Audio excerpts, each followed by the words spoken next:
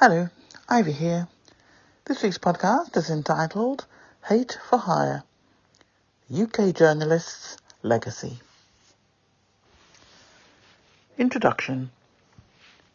This extract from an article in The Independent published in November 2015 still applies today. Events since that article has provided more than enough evidence which clearly states there is a growing problem relating to the various ways now that hate rhetoric is spread around the globe, and the targets of that rhetoric are suffering, and some have lost their lives. It links to aspects of human rights legislation, and the framework around the Human Rights Act needs to reflect the modern developments in terms of how to recognise and deal with perpetrators. The role of the media in the rise of hate crime in the UK is unequivocal. For too long now, the right-wing tabloid press in the UK has vilified minorities and vulnerable groups. This vilification is by no means a new phenomenon and has long existed in British media. This is a short extract from an article that's listed in the reference sources in The Independent by Sajda Mughal, OBE, a 7/7 survivor, multi-award winning community activist and counter-extremism expert. Unrecognisable upsurge in open bigotry and subsequent hate crime in the UK, evidencing a resurgence of racism on a scale many would not have viewed as possible in 2017. Reports of hate crime have gone up an unprecedented amount in aftermath of the Brexit vote and the recent spate of terrorist attacks in both London and Manchester. The attacks in Manchester and London saw a 5-fold increase in hate crime. These crimes had specifically anti-Muslim rhetoric. The role of the media in the rise of hate crime in the UK is unequivocal. For too long now, the right-wing tabloid press in the UK has vilified minorities and vulnerable groups. Experts have been warning for some time that antagonistic media coverage has been fueling an increase in anti-Muslim and Islamophobic hate speech and crime. In the past years, there have been several circumstances where the British media have subject groups and individuals through the other to an unparalleled torrent of abuse. The recent and continuing refugee crisis gave rise to an extreme rhetoric of hate. Evidence of this is best capsulated in the Sun article that compared African migrants to cockroaches. This article triggered a response from the UN High Commissioner for Human Rights. Zeid Ra'ad Al Hussein made a powerful statement about the incitement of hatred in UK newspapers, calling out in particular the tabloids for their sustained attack on refugees and migrants. Al Hussein stated that the history has shown us time and time again the dangers of demonising foreigners and minorities, and it is extraordinary and deeply shameful to see these types of tactics being used in a variety of countries, simply because racism and xenophobia are so easy to arouse in order to win votes or sell newspapers. This statement succinctly summarises the dangers and how truly detestable such behaviour is, particularly given the motives. Further, the repulsive anti-immigration rhetoric that formed parts of the Leave campaign and the successive Brexit vote, which was supported by the aforementioned newspapers, that were complicit in the hate speech of the refugee crisis. A post-Brexit climate has created a society in which hate crime has become a regular reality for far too many. The next section, the heading, How Hateful Rhetoric Can Connect to Real-World Violence. This is an extract from one of the reference sources. In January the 6th, 2021, President Trump gave an incendiary speech to supporters, lamenting election fraud, urging them to march on the Capitol where Congress was certifying the victory of President Biden, and telling them to fight like hell. End of quote. Critics of the president, including his own acting Secretary of Defense, Chris Miller, blamed the remarks for the Capitol riot. Congress would then go on to impeach Trump a second time for inciting the violence. Part of the problem is that leaders' remarks do not fade away after they are given. Incendiary rhetoric from political leaders against their political opponents, minority groups, and other targets is often quickly magnified. Leaders with large social media followings will see their remarks retweeted and otherwise shared with millions of followers. Leaders' rhetoric then drives the coverage of more traditional news outlets, which broadcast it to their viewers and listeners. Rhetoric from national leaders also serves as a cue for local figures, particularly if the national leaders have loyal personal followings. The local leaders' rhetoric, in turn, is amplified by social media and traditional outlets. Ordinary people play an important role too in spreading the message, sharing it with their own commentary with their friends and family. Widely shared extreme rhetoric shifts the so-called Overton window, signalling that an issue is now the subject of acceptable discourse, when in the past, discussing it might have been taboo. Prejudiced elite speech, one study found, is particularly powerful if other elites endorse it, emboldening audiences to declare their own prejudices and act on them accordingly. So, what is the Overton window? The Overton window is a model for understanding how ideas in society change over time and influence politics. The core concept is that politicians are limited in what policy ideas they can support. They generally only pursue policies that are widely accepted throughout society as legitimate policy options. These policies lie inside the Overton window. Other policy ideas exist, but politicians risk losing popular support if they champion these ideas. These policies lie outside the Overton window. There is a slide in the podcast video which shows you a diagram of the Overton window, but you will see much, much more on and in the article. It actually is better viewed online because there are elements of that diagram that move around. You can move them up or down, and it encloses or removes some of the options in terms of what is deemed acceptable. The Overton window can both shift and expand, either increasing or shrinking the number of ideas politicians can support without unduly risking their electoral support. In the article, there is a link to a YouTube video which lasts about 4 minutes, I think, from memory, which explains this and shows you how that model works. It is something that I did not know about. I found it extremely interesting when I came across it, which is why I've included it in this. And to see the model working, very, very useful. And it explains so much just by the visuals.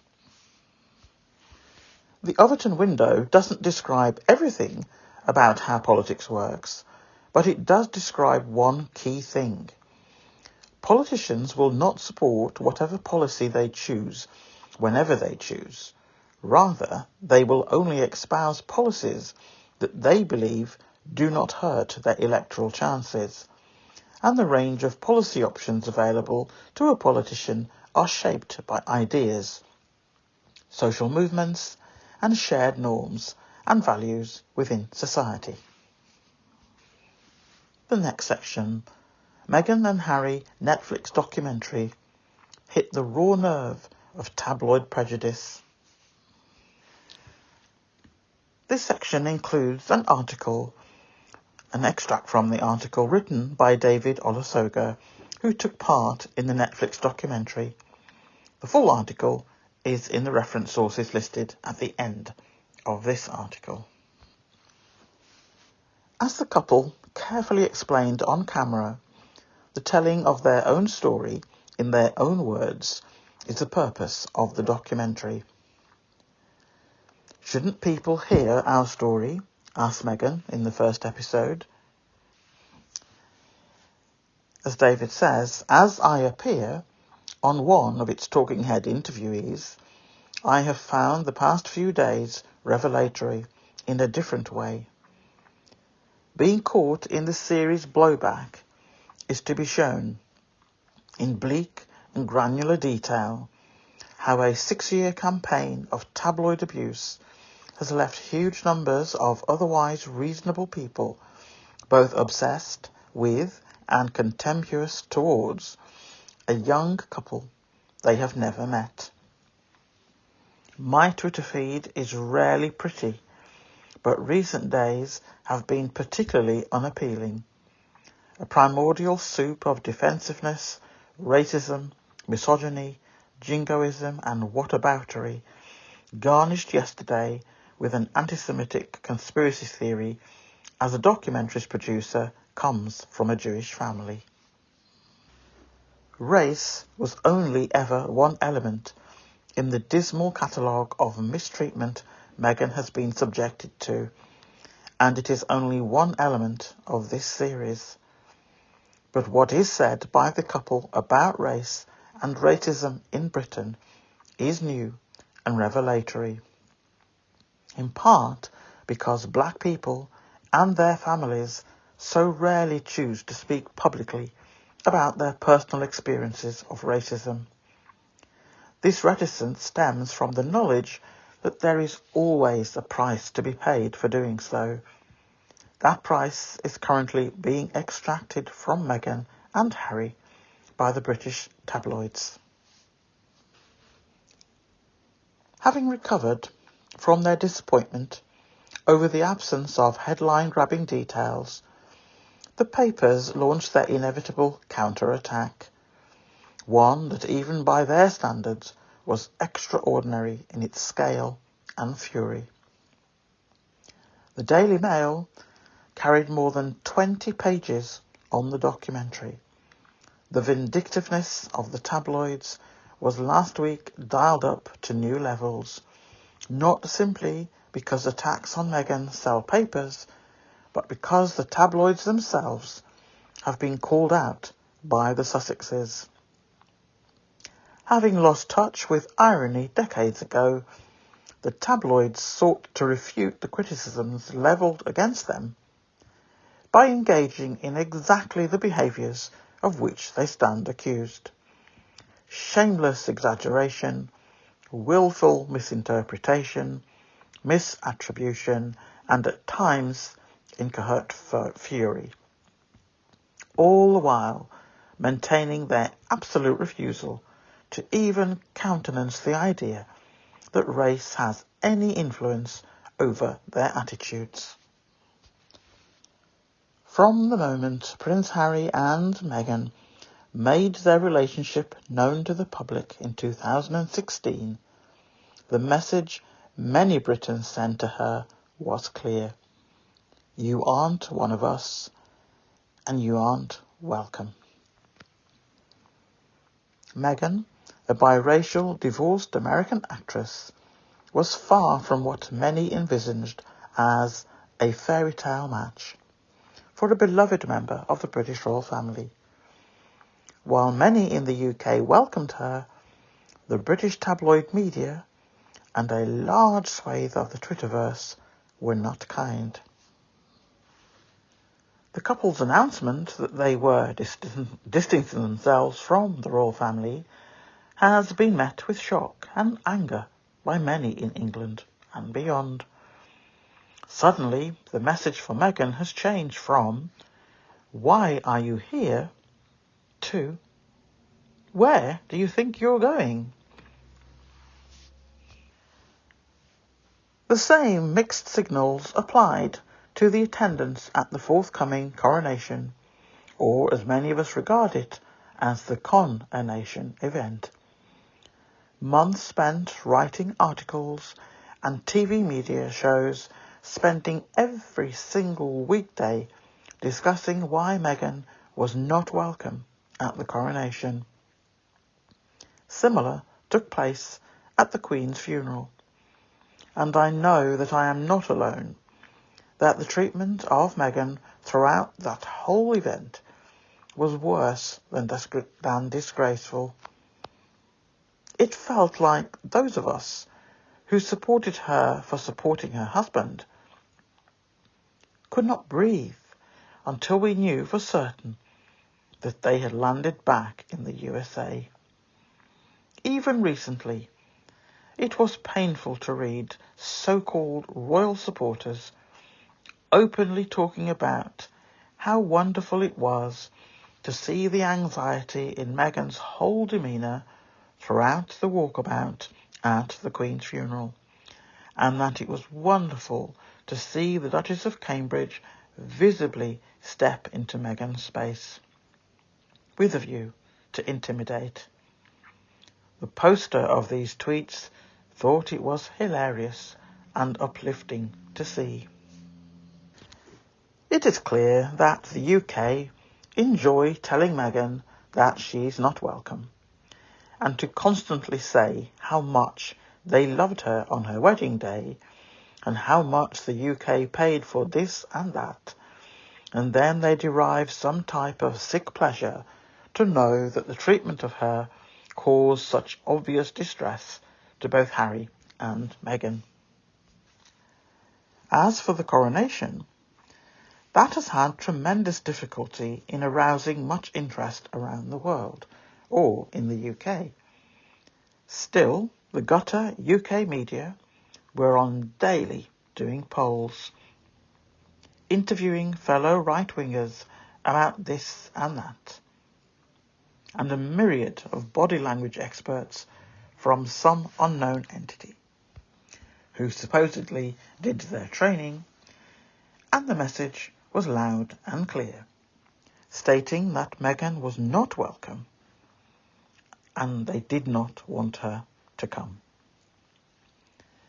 They took great delight in saying how much they did not want to see her there, and then, when she turned down the invitation, they were as mad as hell.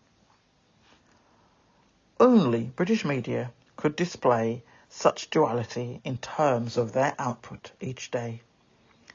The income-generating hate rhetoric for months went too far, and their money spinner that they all felt was a certainty suddenly evaporated away in seconds of its announcement. The complete and utter shock that a confident female who knows her worth for the second time said no to the institution. The first time being when she walked away from abuse, and let it be known that she knows her worth, and she will respond to their nonsense.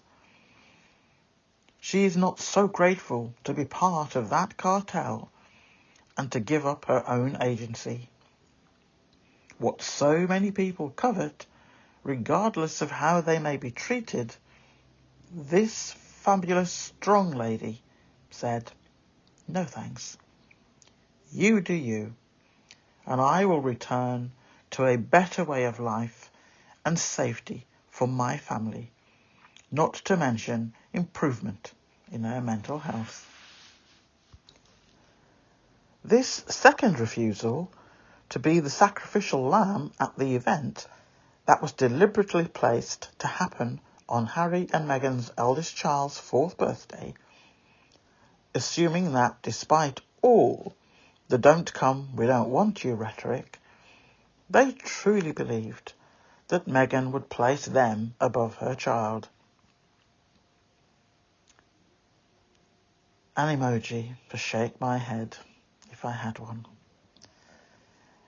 Meghan simply said, "No, I will not be attending." The absolute shock. The king thought he was being smart by picking that date, but it is yet another example of a poor decision and a complete lack of awareness.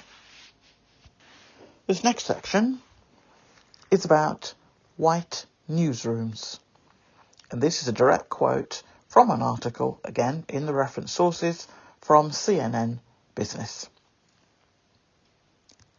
In a society in which millions of people come from diverse racial and ethnic backgrounds, the British press remains stubbornly white. A report by the Reuters Institute for the Study of Journalism in 2016 found that just 6% of journalists across the UK newsrooms don't identify as white, compared with about 13% of the general population. The same study found that while black Britons make up 3% of the population, they account for just 0.2% of journalists. According to a report last July from the Reuters Institute, none of Britain's top 10 print, digital or broadcast outlets have a black editor-in-chief. And a study by Women in Journalism, a campaigning organisation, found that during 1 week in July, not a single story by a black reporter appeared on the front pages of the 11 most widely read UK newspapers. Widely read UK newspapers. UK tabloids have faced repeated allegations from media commentators, their own readers, and Harry that their negative coverage of Meghan has racist undertones. But there is a refusal among the press to see this coverage as racist bullying, said Duffy. Racism is denied in general, she told CNN Business. There is a tendency to deny it because Meghan is rich and married into the royal family. She added, racism happens no matter your age, class, money, status, job. It still affects you. End of quote. CNN Business reached out to the leading UK tabloids for this article, including the Daily Mail, which publishes, including the Daily Mail and Reach plc, which publishes the Mirror and the Express and the Sun's publisher News UK. They did not provide comment on their coverage of Meghan and failed to answer questions about the racial makeup of their newsrooms, but pointed to various initiatives aimed at promoting the diversity of editorial staff, including training programs for journalists who do not identify as white. Next section. Raw reporters are totally unnecessary. The treatment of Harry and Meghan is exactly the same game being played by the same tabloids, inciting their readership to stop the infiltration, as they see it, of the wrong shade of person entering the figurehead white supremacist UK royal family. High societal groups are held in esteem by those who feel some sense of stability and pride to have the figurehead family at the helm. It is all about optics, not real outcomes proven by factual information. The tabloids could care less about the finer points. It encourages and then incites the rage, and then writes fantasy tales every day, which, read by the masses of their readership, increases sales of their rags and more money is made. The tabloid owners lose no sleep over any casualties among their chosen targets. All the abusers out there prepared to fall on their sword to keep Britain British, as long as they can still travel everywhere with ease and be treated like special people. More and more, they are realising that they are not considered special outside of the UK, and they seem most put out about that. What they fail to recognise, or if they are aware but choose to ignore the realities of the facts, is all the newspaper owners live outside of the UK. So all the chaos that they create to make money does not impact them in any negative way, because they choose not to reside or pay taxes to the UK. And all the extra money being made enables them to be able to opt out of being part of this Lord of the Flies environment they helped to create. Targets and the worker bees that the tabloids and the establishment create from their rhetoric are collateral damage if anything occurs to any of them. They have dehumanised them from the start. When the day comes that the middle and working classes are not dehumanised by the people at the top of society who they believe care about them, they will learn the hard way.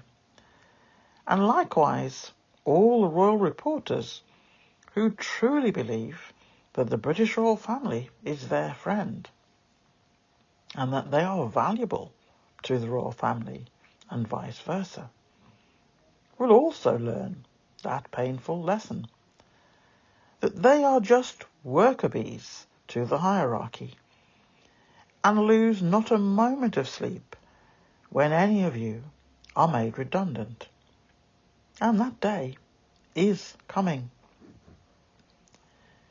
Zero justification for all of you to write about the same topics and the same people using the same clearly agreed buzzwords and phrases in order to destroy the reputation of someone, or to break their spirit, or in the extreme, stop their heart from beating. When the same two people that you write multiple articles a day about do not even live in the UK, and they have stepped back from royal duties, you have zero reason to write about them. Your salary is based on writing about the royal family. The clue is in the name, Royal Reporter. If any are needed, one person could do it, with an artificial intelligence software package to do the searches for information. The rest of the royal reporters are surplus to requirements already, and that penny will drop too, one day, to both newspaper barons and the royal reporters themselves.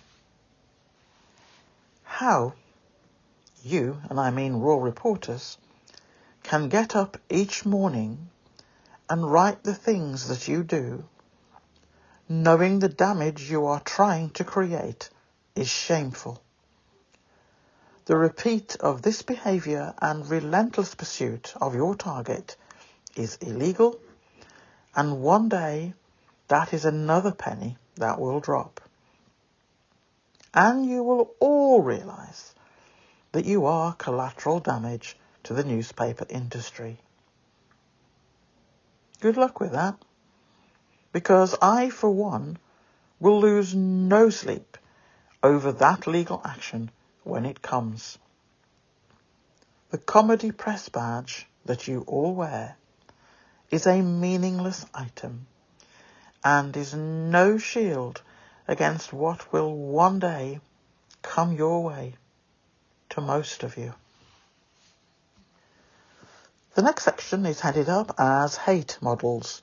We have covered these before in previous podcasts, which I have linked in the reference sources, and this is just a very, very quick summary and a reminder of the models I'm referring to. I referred to the following two models in episode 20 of the podcast for the first time back in October 2021. Here is an extract from a blog I used at the time and listed in the reference sources of that podcast. The first model is Allport's scale of prejudice and discrimination. I will just describe this model to you, but obviously you will see that on the slides and also in the article. It is of a triangle. At the bottom of the triangle, the section is headed up as disparaging terms. The one above that is avoidance. The one above that is discrimination. The one above that is physical attack. And the top of the pyramid, which is where this escalates to, is execution. The scale outlines the process of how bias and prejudice evolve into discrimination and further into acts of violence. This process occurs when the behaviour at the lower levels are left unchecked and they become social norms. Stereotypes fall directly in line with disparaging terms. Even when the stereotype is positive, it often results in a negative outcome for those being stereotyped. An example of this can be seen by school teachers who believe the stereotype about all Asians being good at maths. The teacher buys into this stereotype, so less tutoring is offered to Asian students. The point is that by perpetuating stereotypes, we help to foster an environment in which it is easier to discriminate against one another.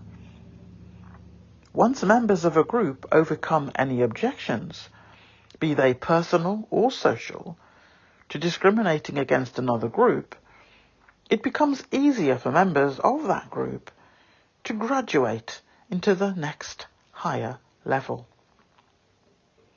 If one still has reservations about this line of reasoning, perhaps it would be of benefit to compare Allport's scale to the one used by the FBI to describe the progression of hate crimes. In the FBI's model of a triangle, their stages are as follows, and we have covered this in quite a few of previous podcasts in detail, and it's about the 7-stage hate model. The first part of the triangle is group gathers. Goes on, group defines itself. It then disparages the target. It goes on to taunt the target. Then it moves on to attacks without weapons. Then attacks with weapons, and the top of the triangle destroys the target. In both of these models, one which is about discrimination, prejudice, this one about hate crimes. It is very, very easy to track what has happened to Meghan and Harry, particularly Meghan.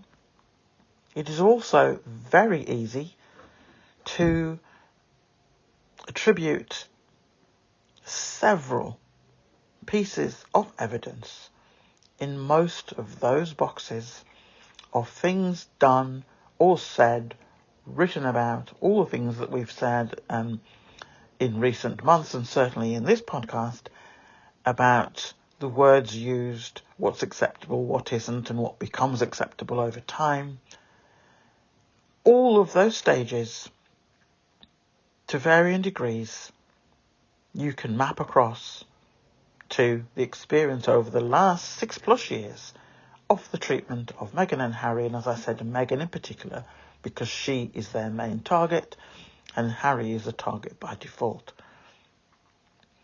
It's quite worrying because truly there's probably one or two at most of those elements of the triangle that they haven't tried yet, but they are definitely, when I say they, the people who are controlling the hate, the incitement of hate, and who have their worker bees doing the deeds for them, and the worker bees don't realise, and those who are actually at the top controlling sit back with their hands behind their backs.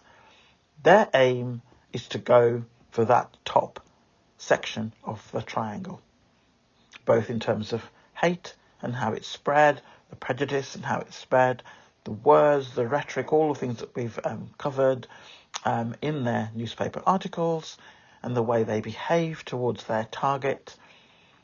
All of it is done with their hands behind their back, and the worker bees are out there like fools, taken in by all of this, and they're doing that work for them, working their way up that triangle.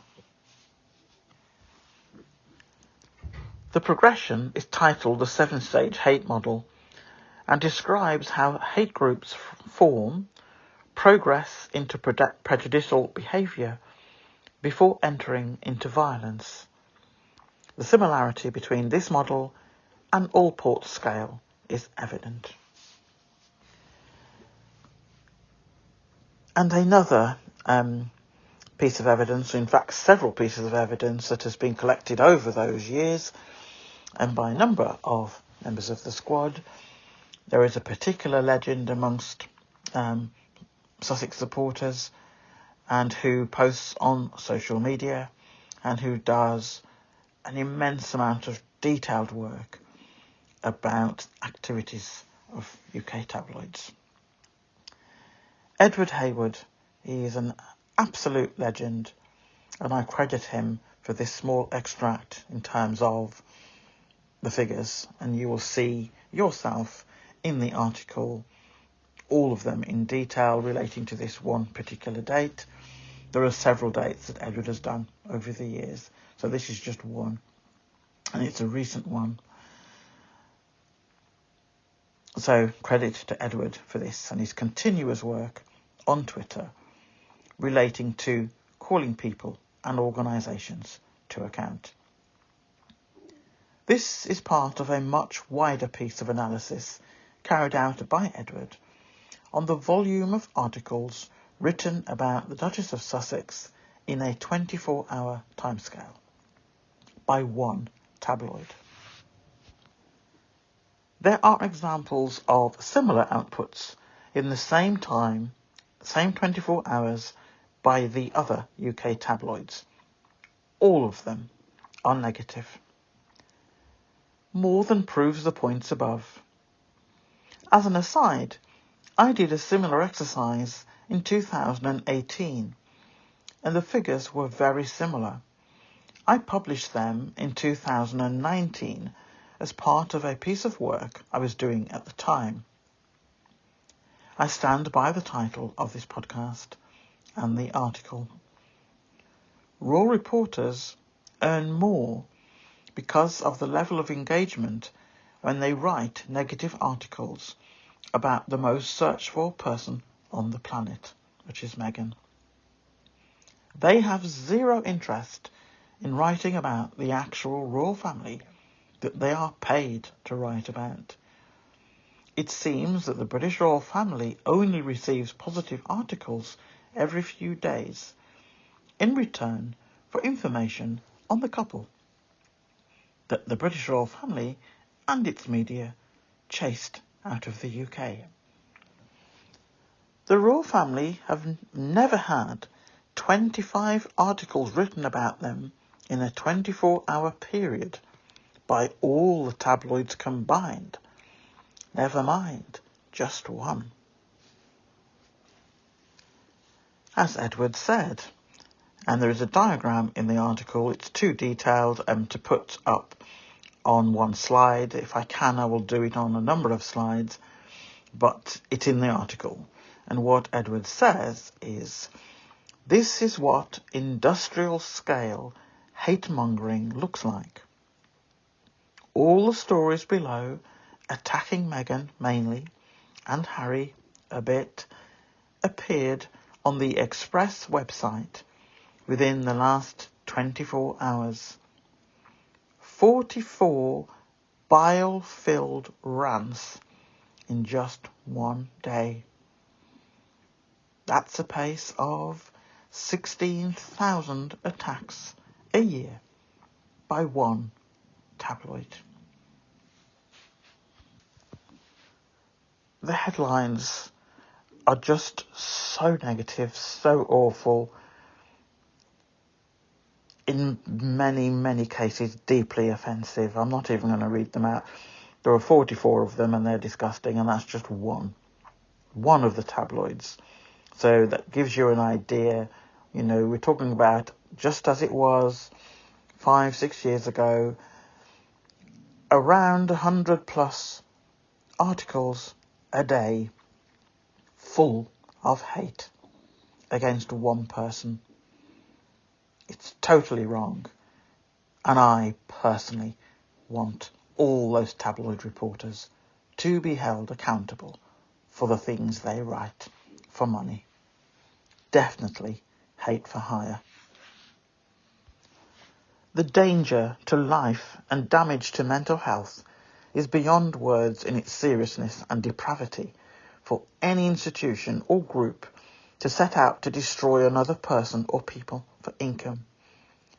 There is a special place in hell, or its equivalent on any planet, for all those involved in this industry, and includes the social media platforms, who earn 60% of the income earned by the account holders, and more than anything, the people, powerful people, who fund the hire of resources from various bot farms around the globe to continue with the multiple numbers of posts each day, full of hate rhetoric, with no regard to the potential outcome. Royal reporters of tabloid newspapers, together with royal reporters from once respected serious newspapers, who now are also part of the hate for hire, and more to the point, are known as being such people worldwide. All royal reporters think that they are characters in a play or something similar, because their names are known in the celebrity circuit. We, the public, should not know the names of the people behind the articles. The articles and its content should take centre stage. UK royal reporters do not write and inform anyone about news. They create fake news and use propaganda techniques to get people on board with their negative content, and hate-filled rhetoric with the high risk of harm on a wide scale. People have died as a result of interaction with UK royal reporters, and many more suffering immense mental health ongoing issues as a direct result of the royal reporters chasing the coins.